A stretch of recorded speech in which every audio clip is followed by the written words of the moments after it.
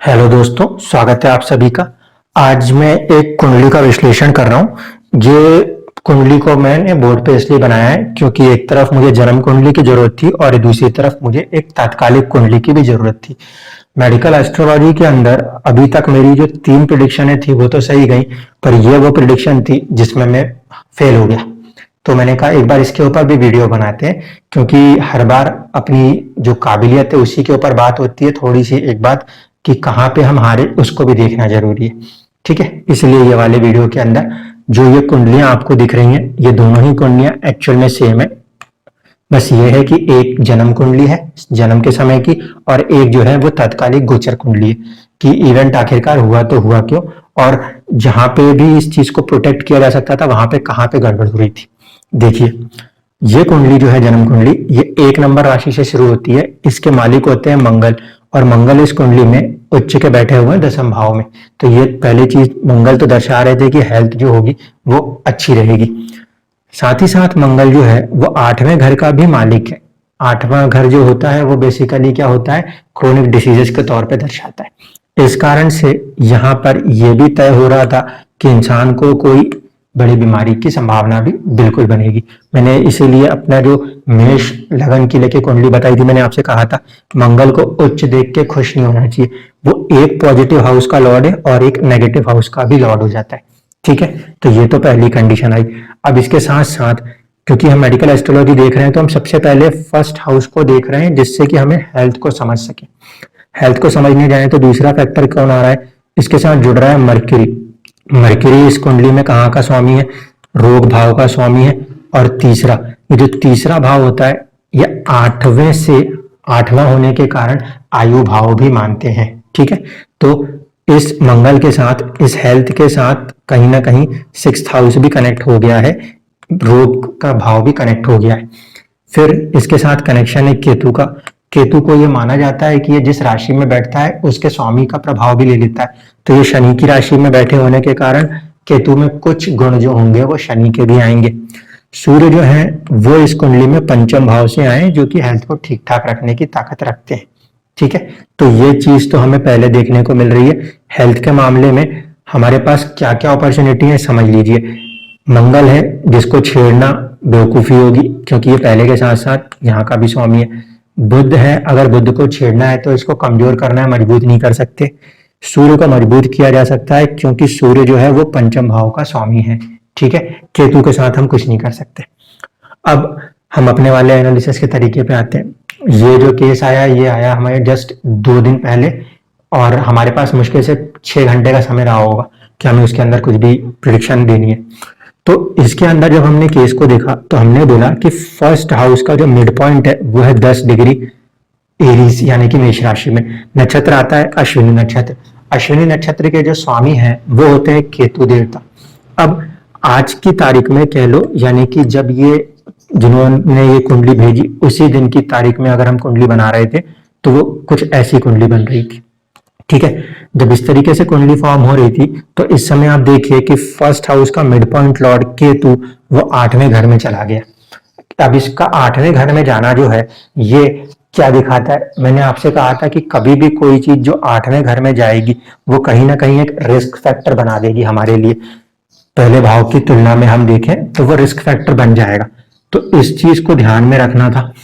ठीक है, अब पहली प्रिडिक्शन जो मैंने उनको दी, मैंने ये कहा कि आपका जो actual mid point Lord Ketu है ये 8वें घर में चला गया है, इसलिए बहुत ही ज्यादा क्रिटिकल रिस्क है। ये ऐसा भाव है जो कि सीक्रेटिव भाव है, हिडन भाव है। दूसरी बात ये कि जिस तारीख को इन्होंने मुझे ये केस बताया उस तारीख को ये केतु इस हाउस के मिड पॉइंट से जस्ट 1 डिग्री के अंतर में बैठा हुआ था, सिर्फ 1 डिग्री का अंतर। तो मैंने इनसे कहा कि देखिए हमारे पास 5% की होप है इस समय, सिर्फ 5%, और इसके पहले ही डॉक्टर ने इनको टोटली जवाब दे दिया था क्योंकि ये वेंटिलेटर पे कई दिनों से थे। तो यहाँ पे 5% की होप का मेरा जो रीजन था वो ये था कि ये जो डिग्री क्लोज करके बैठा है, ये 5 दिन में डिग्री थोड़ी सी आगे बढ़े तो हमारे पास एक उम्मीद आएगी। दूसरी चीज कि बीमारी के घर का स्वामी तात्कालिक तौर पे जो है वो उच्च का होकर बैठा हुआ है। इस कारण से अगर ये भी आगे निकल जाता है तो बीमारी में कमी आएगी। ठीक है, यह सोच के हमने यहाँ पे प्रिडिक्शन दी। उस दिन मतलब जिस दिन उन्होंने बात की उस दिन तक तो कोई दिक्कत नहीं थी कि उनको भी आइडिया नहीं था कि दूसरा कोई कुछ और उपाय कर रहा है कि गड़बड़ कहाँ हो रही है। हमने कहा कि भाई केतु पे हमें काम करना और हमने यहाँ पे महामृत्युंजय जाप दिया क्योंकि बहुत ही सीवियरिटी आ रही थी। अब चल रही थी इनकी दशा राहु में राहु और उसमें भी प्रत्यंतर राहु। जिन्होंने भी पहले कुंडली उठाई उन्होंने राहु की दशा को पकड़ लिया और राहु का उपाय शुरू कर दिया। अब गड़बड़ कहाँ होती है ऐसे में प्रेडिक्शंस या फिर ऐसे तरीके के उपायों में, वो समझिए। देखिए ये है एक्चुअल जन्म की लगन कुंडली। इसमें ये राहु बैठे हैं, राहु बैठा है चौथे भाव में। अब चौथे भाव में बैठा हुआ राहु जो है वो बैठा है असल में चंद्रमा की राशि में। यहाँ पे आपको दिख रहा है कि चंद्रमा पंचम भाव में बैठा है, लेकिन जब भाव चलित बनता है तो ये चंद्रमा उठ के छठे भाव में आ जाता है। इसका मतलब है कि राहु में बहुत ज्यादा प्रबल क्षमता है किस चीज की, रोग को दे पाने की, क्योंकि जहां पे राहु बैठा है उसका स्वामी भाव के हिसाब से देखेंगे तो रोग भाव में बैठा हुआ है भाव चलित में।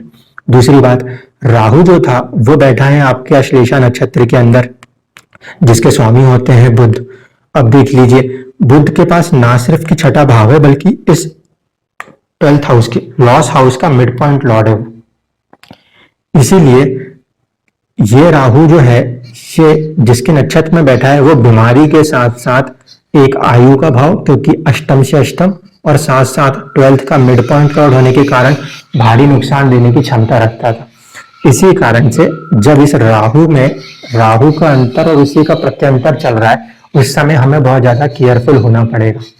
ठीक, अब हो क्या रहा था, राहु उस समय चल रहा था द्वितीय भाव में।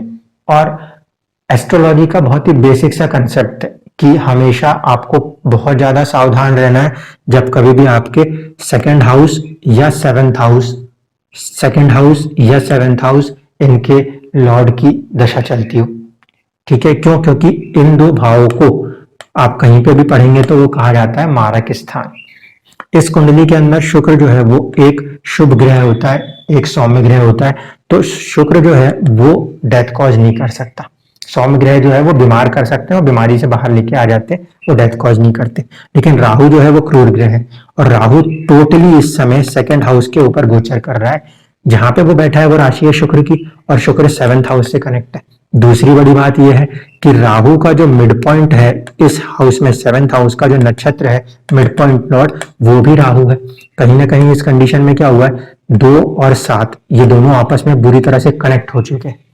इसीलिए इस राहु को जरा सा भी छेड़ना जो है वो कहीं ना कहीं बहुत बड़ी मुसीबत खड़ी कर देगा। जब इसके ऊपर आप काम कर रहे हो तो आप इसको कमजोर करने की कोशिश कर रहे हो। एक्चुअल में इसको कमजोर करने की कोशिश करने के बजाय आपको कमजोर किस चीज को करना है, आपको अगर कमजोर करना है तो यहाँ पे देखिए कि ये बुध जो है जो कि रोग का भी स्वामी और कहीं ना कहीं नुकसान का स्वामी, इस बुध को कमजोर कीजिए तब काम बनेगा। या फिर आप इस केतु को बल दीजिए, क्यों? क्योंकि ये सबकॉन्शियस माइंड है। या तो इसको बढ़ाइए या फिर इसको घटाइए। यहाँ पे इसके साथ कुछ भी करने का कोई मतलब नहीं है। ये इनडायरेक्ट फैक्टर है क्योंकि आप दशा देख लेते हो सबसे पहले कि नहीं ये चीज जो है ये दशा में काम कर रही है। इनसे जब अगले दिन बात हुई मैंने उनसे बोला कि एक बार मुझे को आप वो रिपोर्ट बताना उनकी कि कैसा क्या हो रहा है। तब उन्होंने कहा कि किसी रिलेटिव ने कहीं और पे इसका जाप बिठा दिया, राहु के उपाय बिठा दिया। मैंने तभी कहा कि अब ये सामने वाले जो भी पंडित हैं अब ये इनकी ज्ञान के ऊपर छोड़ दिया जाए कि ये चीज क्या काम कर रही है। क्यों? क्योंकि आप जिस चीज को हिट कर रहे हो वो उस समय बिल्कुल गलत डायरेक्शन जा रही है।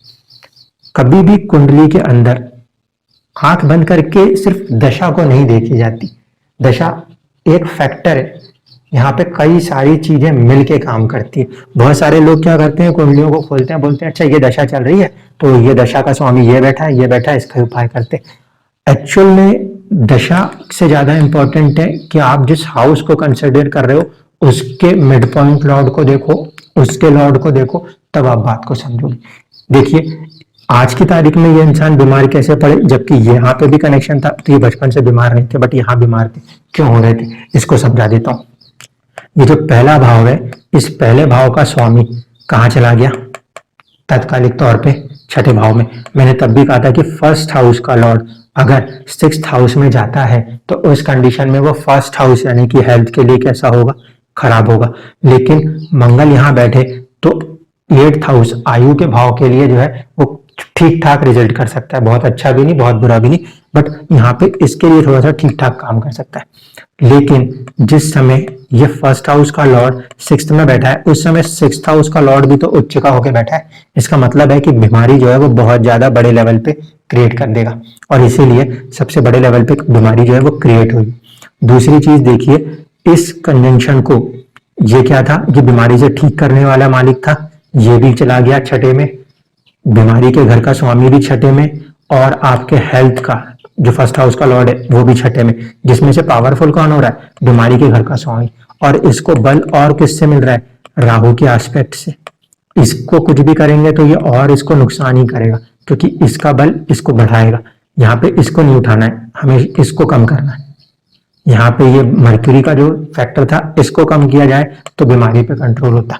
ये वाली चीज नहीं हो रही थी, एक गड़बड़ वहां पे ये हुई। उसके बाद देखें, जुपिटर का एस्पेक्ट इसके ऊपर था। जुपिटर प्रोटेक्शन तो करने की कोशिश करेगा, लेकिन इस बात को भी समझिए, जुपिटर ना सिर्फ कि भाग्य भाव का स्वामी है, वो स्वामी है आपके लॉस के भाव का भी। अब जरा इन दोनों कुंडलियों को एक बार मिला लीजिए और फिर देखिए एग्जैक्टली क्या हुआ है।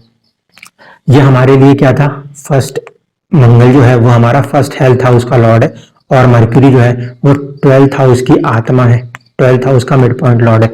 जब जुपिटर इनसे कनेक्ट हुआ तो जुपिटर क्या हुआ, 12th हाउस हॉस्पिटलाइजेशन का स्वामी होके इसने हेल्थ को खत्म पहले लिया, ताकि आपको सीवियरली हॉस्पिटलाइज होना पड़ा। साथ ही साथ जुपिटर के साथ जब ये मर्क्यूरी कनेक्ट होगा, इसका मतलब है 12th हाउस का मालिक और 12th हाउस की आत्मा मैच हो गए। इसका मतलब है कि बहुत ज्यादा सीरियसनेस आ गई बीमारी के अंदर। रीजन क्या है, रीजन ये है कि 12th हाउस जो है वो हाउस ऑफ लॉस है, किसी भी चीज का लॉस करा सकता है। तो ये वाला हाउस बहुत तेजी से एक्टिव हो गया। जुपिटर शरीर और मर्क्यूरी आत्मा, जिस समय ये जुपिटर लिखा है ये जन्म के मर्क्यूरी के साथ जुड़ा, ये बहुत ज्यादा भयंकर लॉस की कंडीशन दिखा रहा था। दूसरी चीज, ये जो केतु सबकॉन्शियस माइंड था ये 8वें घर में था, और जो शनि है ये केतु शनि के नक्षत्र में बैठा है, और शनि जो है वो 10th हाउस में बैठा है, और ये शनि केतु के डिग्री में केतु और सूर्य के पास था, जिसके कारण से ये 8वें भाव की आत्मा शनि 8th हाउस का मिड पॉइंट लॉर्ड, ये फर्स्ट हाउस के mid point Lord subconscious mind को भी हिट कर रहा था। और साथ ही साथ ये देख लीजिए कि इस भाव में जहां पे शनि गया वहां पे मंगल भी मौजूद है, तो 8th हाउस की आत्मा शनि भी आ गई है, और साथ साथ 8th हाउस का लॉर्ड मंगल भी कनेक्ट है। इसलिए ये बहुत ज्यादा क्रिटिकल केस था, जहां पे किसी हाउस के अंदर जब कोई लॉर्ड बैठा है, वो जिस हाउस का लॉर्ड है वो और उसी हाउस की मिड पॉइंट लॉर्ड यानी आत्मा उससे कनेक्ट हो जाए तो हाउस बहुत ज्यादा एक्टिव हो जाते हैं। इस कारण से इस कुंडली में इस समय 12th हाउस और 8th हाउस बहुत ज्यादा एक्टिव हो गए थे।